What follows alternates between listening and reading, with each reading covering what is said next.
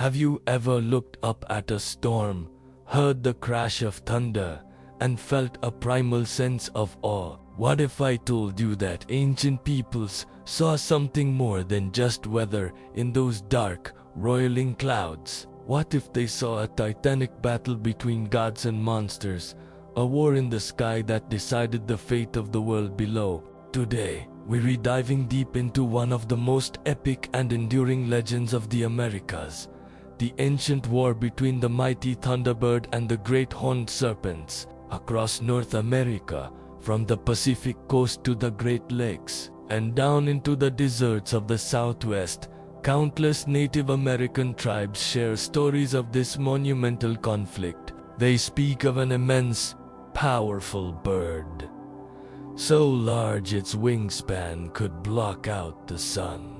This was the Thunderbird. Its eyes flashed with lightning, and the beat of its powerful wings created the thunder that rolled across the land. The Thunderbird wasn't just a giant bird. It was a sacred, supernatural being, a protector spirit and a force of nature. It brought the life-giving rains, but it also served as a guardian, a divine warrior against the forces of chaos. And what were those forces? They were the serpents, not just ordinary snakes, but colossal, horned water serpents that lurked in the depths of lakes, rivers, and the underworld. These creatures, often known by names like Uktena to the Cherokee or Mishapesu to the Ojibwe, were masters of the watery realms. They were associated with floods, whirlpools, and all the unpredictable dangers of the deep. Where the Thunderbird represented the sky, creation, and order, the serpents embodied the underworld, chaos and destruction. They were ancient, powerful, and a constant threat to the balance of the world. The stories tell us that these two forces were locked in an eternal struggle. The serpents, envious of the upper world, would try to crawl from their watery homes to drag the land back into chaos and flood the earth. But the Thunderbird, ever watchful from its mountain peak or high in the clouds, would descend to meet them. Imagine the scene. Dark storm clouds gather, not from a simple change in weather, but because the Thunderbird has arrived. The sky turns black as its massive wings unfold. A flash of lightning streaks across the clouds, not a random discharge, but a bolt hurled from the Thunderbird's beak, aimed at the serpent slithering below. The deafening crash of thunder that follows isn't just sound. It's the war cry of the sky god, the sound of its wings beating against the air as it dives into battle. The storms themselves were seen as the physical manifestation of this celestial war.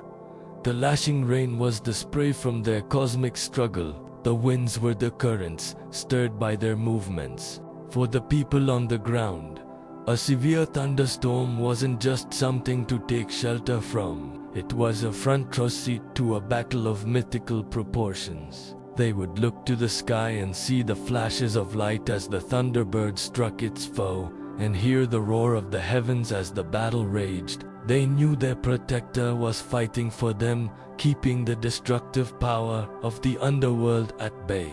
This wasn't just a story told around the campfire. The evidence of this belief is literally carved in stone. All across the continent, ancient petroglyphs and pictographs, rock carvings and paintings depict these epic scenes. In places like the Jeffers petroglyphs in Minnesota or rock art sites in the American Southwest, we find images of giant birds locked in combat with serpentine creatures. Some carvings show the Thunderbird with a zigzag line, representing lightning, shooting from its body towards a horned snake. These images are thousands of years old, a timeless record of a belief that has been passed down for countless generations. They are a visual testament to how deeply this story was woven into the fabric of their worldview. The symbolism of this conflict is incredibly powerful and universal. It's the classic struggle of good versus evil, order versus chaos, Light versus darkness. The Thunderbird, representing the upper world, the sky, and life-giving rain, is the force of creation and protection. It embodies virtues like strength, power, and righteousness. The serpent, on the other hand, dwelling in the dark, mysterious underworld of water, represents destruction, chaos, and the unknown dangers that threaten humanity. Their battle is a metaphor for the constant need to maintain balance in the world and in our own lives. It's a story that reminds us that even when chaos threatens to overwhelm us, there are powerful forces of good fighting to restore order.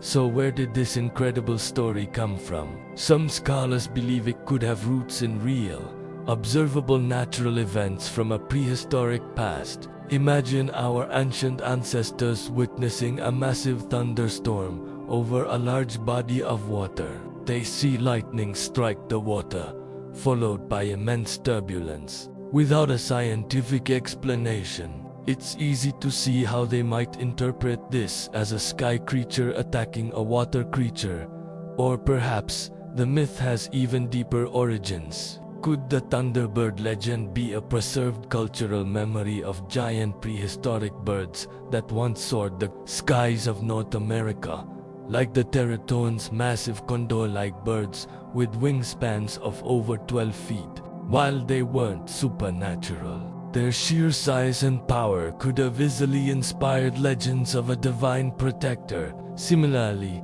the serpent figures might be inspired by real-world animals like giant pythons or anacondas, or perhaps even a cultural memory of encounters with prehistoric reptiles. The combination of these awe-inspiring and sometimes terrifying real-world creatures could have provided the raw material for these powerful creation myths. The story of the Thunderbird and the serpent is more than just a myth. It's a window into the spiritual and intellectual world of the first peoples of this continent. It's a complex ecological and philosophical statement, explaining the origins of storms, the duality of nature, and the eternal struggle to maintain balance in a world full of powerful forces. When we hear thunder now, we think of atmospheric pressure and electrical charges. But these ancient stories offer a different, more profound perspective. They invite us to see the world not as a machine, but as a living, breathing stage for an epic, ongoing drama. The next time a storm rolls in, take a moment to listen.